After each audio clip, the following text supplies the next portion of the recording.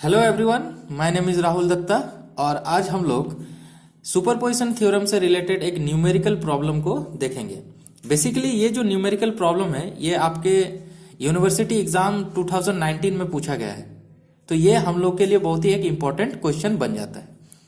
Previous lecture में हम लोगों ने सुपरपोजिशन थ्योरम से रिलेटेड थ्योरी को देखा था और आज हम लोग उसके न्यूमेरिकल को देखेंगे। तो चलिए शुरू करते हैं। देखिए क्वेश्चन क्या कहा है, find out the value of current through A be using superposition theorem. मतलब इस ए बी से कितना करंट फ्लो कर रहा है इसको हमको कैलकुलेट करके बताना है, लेकिन शर्त क्या है, सुपरपोजिशन थ्योरम का यूज करना है। बस सिंपल सा क्वेश्चन है। देखिए इसको किस तरह से सॉल्व करता है। सबसे पहले आपको क्या करना है, सॉल्यूशन। Step one. तो सुपरपोजिशन का पहला स्टेप क्या बोलता है, select any one energy source and deactivate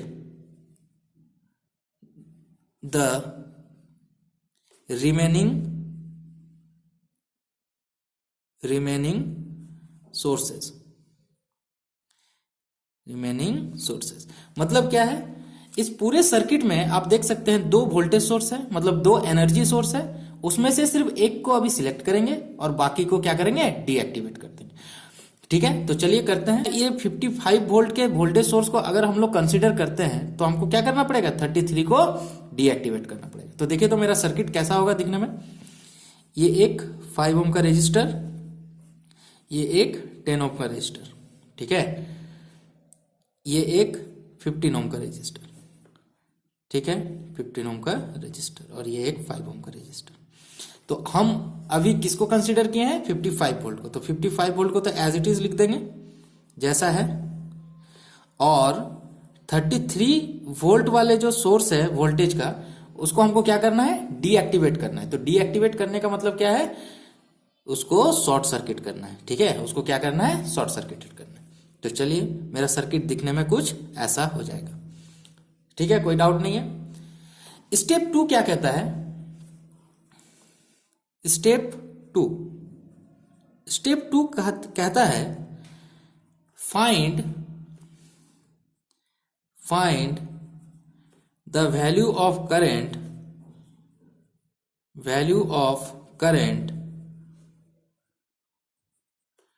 due to the energy source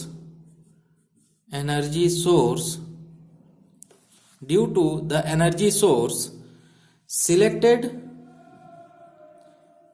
in step 1। इसका मतलब यह है कि आपने स्टेप 1 में जिस एनर्जी सोर्स को चुना था उसके वजह से आपके एलिमेंट में कितना करंट आ रहा है उसको फाइंड कीजिए। तो मेरा एलिमेंट है 10 ओम का रेजिस्टर, तो इसमें मान लेते हैं ये जो करंट है ये क्या है, I1 है। कितना करंट है, I1। ये I1 amount of current 55 volt के वजह से इस 10 ओम के एलिमेंट पे फ्लो कर रहा है। ठीक है, तो हमको कुछ ना कुछ करके ये I1 अमाउंट ऑफ करंट को निकालना है। ठीक है, अब देखिए आपके पास बहुत सारा मेथड है। आप सिंपल केवीएल केसीएल लगा के इसको सॉल्व कर सकते हैं, करंट डिवीजन से भी इसको सॉल्व किया जा सकता है, लेकिन हम यहां प्रीफर करेंगे नोडल एनालिसिस को।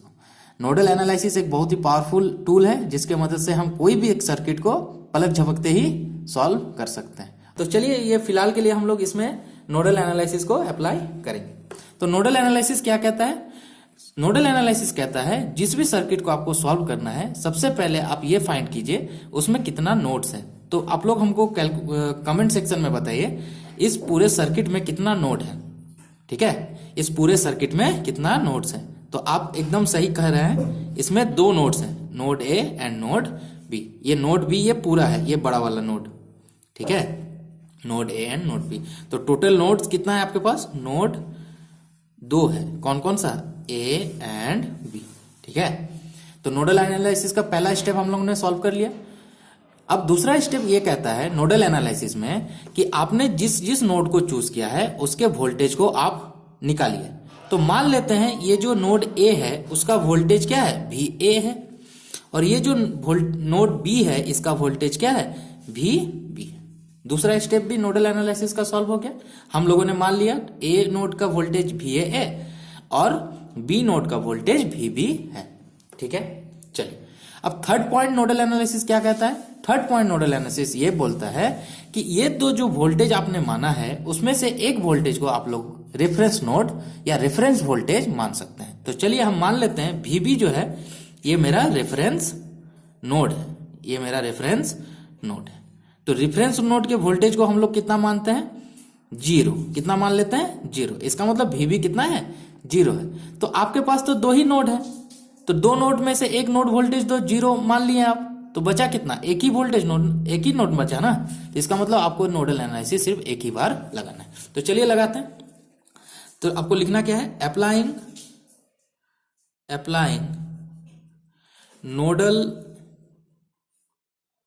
एनालिसिस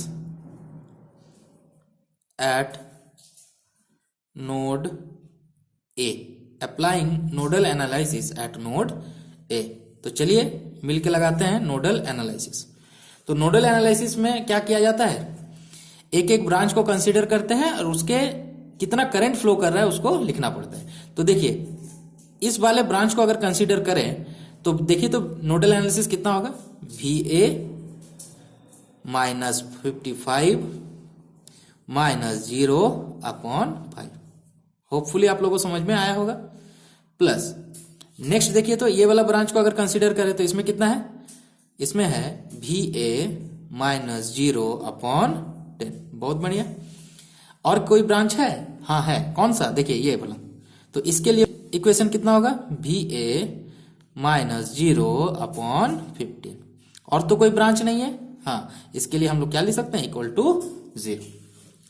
अब इसको हम लोग को मैथमेटिकली सॉल्व करना है। तो देखिए मेरे पास क्या आ जाएगा, वी ए अपॉन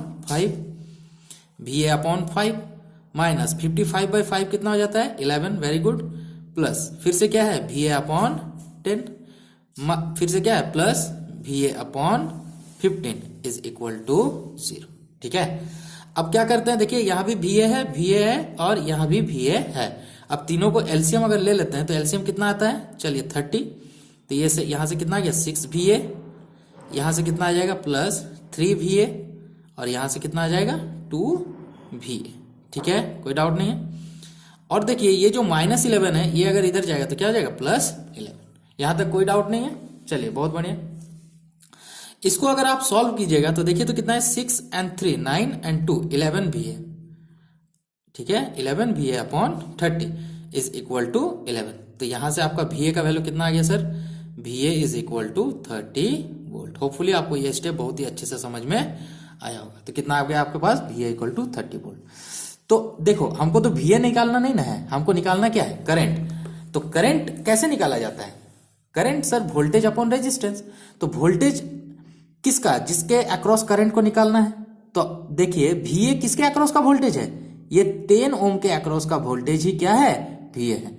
तो मतलब क्या है, 10 ओम के अक्रॉस का वोल्टेज आपको पता है, रेजिस्टेंस वैल्यू भी आपको पता है, तो करंट नहीं निकाल लीजिएगा, एकदम इजीली निकाल लीजिएगा। तो क्या हो जाएगा, I1 equal to V A upon 10, I1 equal to V A upon 10। तो चलिए लिखते हैं। तो आपके पास IA कितना आ गया, आपके पास I1 कितना आ गया, I1 equal to V A upon 10।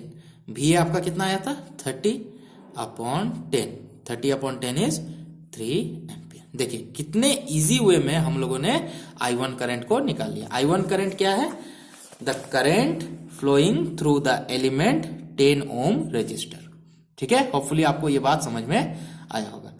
अब देखिए देखने वाली बात यह है, जब भी आप लोग सुपरपोजिशन थ्योरम से कोई भी प्रॉब्लम को सॉल्व कीजिएगा तो हमेशा दिमाग में एक बात रखना कि जो भी करंट आप निकाल रहे हैं ना उसका डायरेक्शन लिखते रहना, जिससे क्या होगा, आपका क्वेश्चन जो है कंफ्यूजिंग नहीं रहेगा और इजीली सॉल्व हो जाए। तो ये I1 का डायरेक्शन क्या है, तो आप बोल सकते हैं ये I1 जो है डाउनवर्ड डायरेक्शन है, मतलब नीचे की ओर फ्लो कर रहा है, A to B की ओर फ्लो कर रहा है।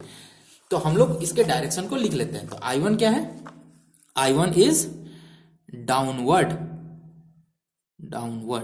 ठीक है। I1 इज डाउनवर्ड, या फिर इसको ऐसा भी लिख सकते हैं A to B, direction is from A to B। तो हमेशा ये याद रखना, अगर ये आप भूल जाते हैं ना तो देखना आपका क्वेश्चन गलत होने का चांस बढ़ जाएगा। तो यहां से हम लोगों ने बहुत ही इजी वे में I1 को निकाल लिया। तो क्या हम लोग का क्वेश्चन सॉल्व हो गया? नहीं, ये तो शुरुआत है। अभी क्या करना है?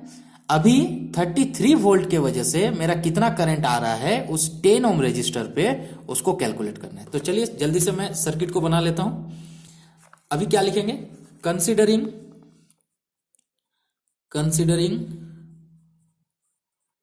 33 वोल्ट एनर्जी सोर्स, अभी हम लोग क्या करेंगे? 33 वोल्ट एनर्जी सोर्स को कंसीडर करेंगे। तो अगर अपन 33 वोल्ट एनर्जी सोर्स को कंसीडर करेंगे तो मेरा सर्किट डायग्राम दिखने में कैसा हो जाएगा? ये एक रेजिस्टर था जो कि 5 ओम का था, ये था 10 ओम का, ये था 15 ओम का, 15 ओम का, ठीक है। और ये जो वोल्टेज लगा हुआ था ये था मेरा 33 वोल्ट। कितना था? 33 वोल्ट। तो जब 33 वोल्ट को कंसीडर करेंगे तो 55 वाला वोल्ट को हमको क्या करना पड़ेगा? शॉर्ट सर्किट करना पड़ेगा। Very good. क्यों? क्योंकि इसको हम लोग को डीएक्टिवेट करना पड़ता है। तो मेरा सर्किट कुछ इस टाइप से दिखने लगेगा। बहुत बढ़िया। चलिए, अब क्या कहता है कि इस 33 वोल्ट के कारण 10 ओम में कितना करंट फ्लो कर रहा है, इसको आप कैलकुलेट कर लो। तो मान लेते हैं इस 33 वोल्ट के कारण इस 10 ओम में I2 amount of current flow कर रहा है। कितना अमाउंट ऑफ करंट फ्लो कर रहा है? I2 amount of current. अब हमको कुछ भी करके इस I2 के वैल्यू को निकालना है। कुछ भी करके I2 के वैल्यू को निकालना है। तो कैसे निकालेंगे? फिर से वही अप्लाइंग नोडल एनालिसिस। ये नोडल एनालिसिस बहुत ही सिंपलर मेथड है कोई भी सर्किट को सॉल्व करने के लिए, ठीक है। तो इसीलिए हम ज्यादा ध्यान इसमें आप लोग का दे रहे हैं। अब देखिए, अब फिर से वही बात, ये पूरे सर्किट में कितना नोड्स है? तो आप बोलेंगे सर इसमें सिर्फ 2 ही नोड्स हैं। कितना नोड्स है? 2 नोड्स है। कौन कौन सा? एक A और एक ये बड़ा वाला B। एक A और एक बड़ा वाला B। तो एक नोड को तो हम लोग क्या मान लेंगे? Reference node. तो चलिए B को मान लेते हैं क्या? Reference node. रेफरेंस नोड का वोल्टेज कितना हो जाता है? 0। बहुत बढ़िया। और इसके वोल्टेज को हम लोग मान लेते हैं क्या? VA। ठीक है, कोई डाउट नहीं है। चलिए, बहुत बढ़िया। तो इसका मतलब आपके पास सिर्फ एक ही नोड है और एक बार ही नोडल एनालिसिस लगाना है। तो नोडल एनालिसिस लिखने का तरीका क्या है? चलिए एक एक ब्रांच को कंसीडर करेंगे। तो यहां क्या है? VA minus 0/5। चलिए VA माइनस 0/5, एक ब्रांच कंप्लीट। दूसरा ब्रांच देखिए तो ये है VA माइनस 0/10। VA minus 0/10। ठीक है, कोई डाउट नहीं है। तीसरा ब्रांच, चलिए इसको लेते हैं, बड़े वाले ब्रांच को। तो इसमें क्या लिख सकते हैं? VA minus 33 minus 0/15। होपफुली आपको ये स्टेप बहुत ही अच्छे से समझ में आया हो। ठीक है, अब इसको थोड़ा सा सॉल्व कर लेते हैं सिंपल मैथमेटिक्स से। तो देखिए मेरे पास क्या है? VA/5 प्लस यहां से कितना आ जाएगा? VA/10 प्लस यहां से कितना आ जाएगा? VA/15 minus 33/15 is equal to 0। ठीक है, अब देखिए यहां फिर से एलसीएम लीजिए। एलसीएम कितना आएगा? 30। तो यहां से आ जाएगा 6VA plus 3VA plus 2VA। कोई डाउट नहीं है? बहुत बढ़िया। और ये देखिए तो 3 बार में गया 11, ये 5। ठीक है, अब -11 और 5 अगर उधर जाएगा तो क्या हो जाएगा? +11/5। होपफुली आपको ये स्टेप समझ में आया होगा। एक सिंपल मैथमेटिक्स है। तो देखिए तो 6 and 3 9, 9 and 2 11 VA upon 30 is equal to 11/5। तो यहां से आपका VA का वैल्यू कितना आ गया सर? VA का वैल्यू आ गया 6 वोल्ट। VA का वैल्यू कितना आ गया? 6 वोल्ट। होपफुली ये स्टेप आपको बहुत ही अच्छे से समझ में आ गया होगा। अब देखिए VA तो हमको निकालना नहीं है, हमको निकालना क्या है? I2। तो I2 हम कैसे निकालेंगे? तो I2 को निकालने के लिए हमको क्या चाहिए? इसके अक्रॉस का वोल्टेज चाहिए। तो वोल्टेज तो आप अभी फिलहाल निकाल लिए, VA जो है यही तो 10 ओम के अक्रॉस का वोल्टेज है। तो चलिए वोल्टेज कितना हो गया? VA और रेजिस्टेंस वैल्यू कितना है? 10। तो VA/10 क्या हो जाएगा? I2। तो I2 आपके पास कितना आ गया? I2 इज VA/10 तो वी का वैल्यू आपका कितना आया था 6 डिवाइड बाई 10, तो 6 divide by 10 is 0.6 ampere. Hopefully आपको ये बात बहुत ही अच्छे से समझ में आया होगा। लेकिन मैंने क्या कहा, जब भी आप करंट निकालिए उसका डायरेक्शन भी साथ ही साथ लिख दीजिए। तो इसका डायरेक्शन देखो तो क्या है, इसका भी डायरेक्शन A टू B है, या फिर बोल सकते हैं डाउनवर्ड है। क्या है, डाउनवर्ड। तो लिख दीजिए डायरेक्शन क्या है, डाउनवर्ड। डायरेक्शन क्या है, डाउनवर्ड। या फिर क्या लिख सकते हैं, और A टू B। होपफुली आपको ये स्टेप बहुत ही अच्छे से क्लियर हुआ होगा। ठीक है, गुड। अब last and final step Thevenin's theorem में क्या बोला जाता है, स्टेप 3। स्टेप 3 का कहना है एड